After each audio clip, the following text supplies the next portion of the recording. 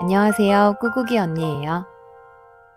이유 없는 상처로부터, 명분 없는 우울감으로부터, 원인 없는 세상의 공격으로부터 나를 지키는 방법, 여러분들은 갖고 있으신가요?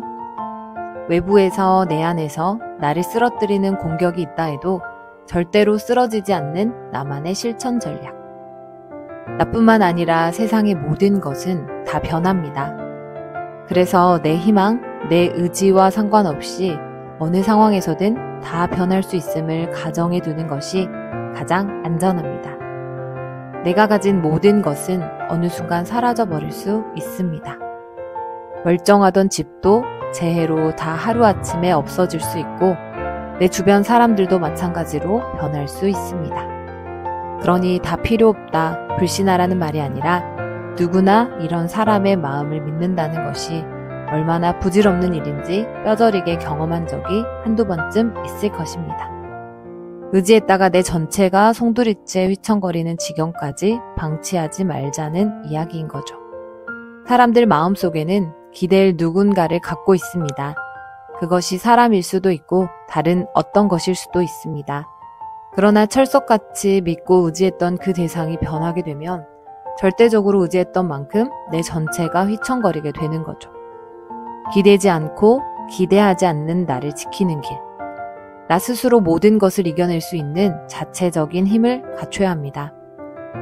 건강한 인간관계를 갖기 위해서는 먼저 내가 건강한 사람이 되려고 노력해야 합니다. 자신이 결핍된 부분에서 언제나 문제가 발생합니다. 한 부분에서 성공을 했더라도 결핍된 한 부분으로 인해 미끄럼틀 타고 내려오듯 한순간에 내려올 수 있는 것이죠. 마치 댐의 균열처럼요. 여러분 삶에 지겹도록 반복되는 문제가 있으신가요?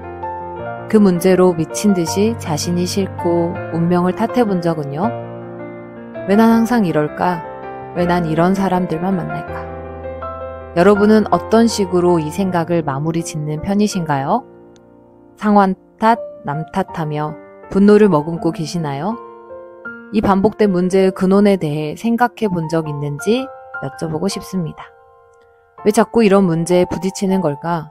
왜 자꾸 이런 생각이 들고 이런 감정을 느끼는 것일까? 언제부터 그랬을까? 도대체 뭐가 문제일까? 나를 들여다보고 반복된 문제를 끄집어내서 또 파헤쳐 보다 보면 원인이 내게 있다는 것을 알 수 있을 것입니다. 상황은 선택할 수 없으나 그 상황에서 어떤 판단을 내릴지는 내가 선택할 수 있습니다. 우린 생각도 마음도 스스로 조정하고 선택할 수 있는 힘과 능력이 있다는 것을 믿어야 합니다. 항상 자신을 무시하고 모두가 나를 깔보는 것 같다는 것은 자신 깊숙이 깔려있는 피해의식을 찾을 수 있습니다. 그것을 녹여버리지 않으면 평생 그 괴로움이 뒤따라올 것입니다. 자신의 고질적인 문제를 발견한 자는 기뻐해야 합니다. 아, 내가 이런 마음이 언제부터 들었었지? 끊임없이 반복된 문제를 괴로워하고 더 이상 반복하지 않기를 바라는 순간 당신은 변화의 문턱에 서 있는 것입니다. 아, 내가 이제 드디어 정말 이게 싫은 거구나. 이걸 정말 느끼고 싶지 않구나. 드디어 이제 벗어날 수 있겠구나. 나는 이 감정을 원하지 않는다. 이것이 명확해질 때 벗어날 수 있는 절호의 기회가 온 것입니다.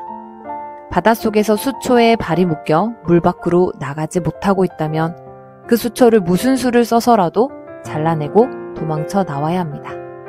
이 순간 또다시 자신의 운명을 탓하고 남 탓하는 순간 또다시 리플레이. 후회 같은 독성이 강한 감정을 끌어올려 쓸데없는 감정 노동으로 우리 소중한 자신을 소진시키지 말아야 합니다. 내 패턴은 너무 부정적이야. 내 패턴에는 브레이크가 없어. 이런 식의 나의 생각 패턴을 찾았다면 스스로 물어보세요. 그래서 고쳐보고 싶어? 더 나은 방향으로? 선택하세요. 여기서 한 단계만 더 생각하고 벗어날 것인지 아니면 또다시 리플레이 할 것인지. 난 부정을 원하지 않는다. 내가 원하는 방향으로 나는 표대 삼아 나아갈 것이다. 선언하고 나를 지켜내며 스스로를 구원하자고요. 오늘은 여기까지 하겠습니다. 다음에 또 만나요. 안녕.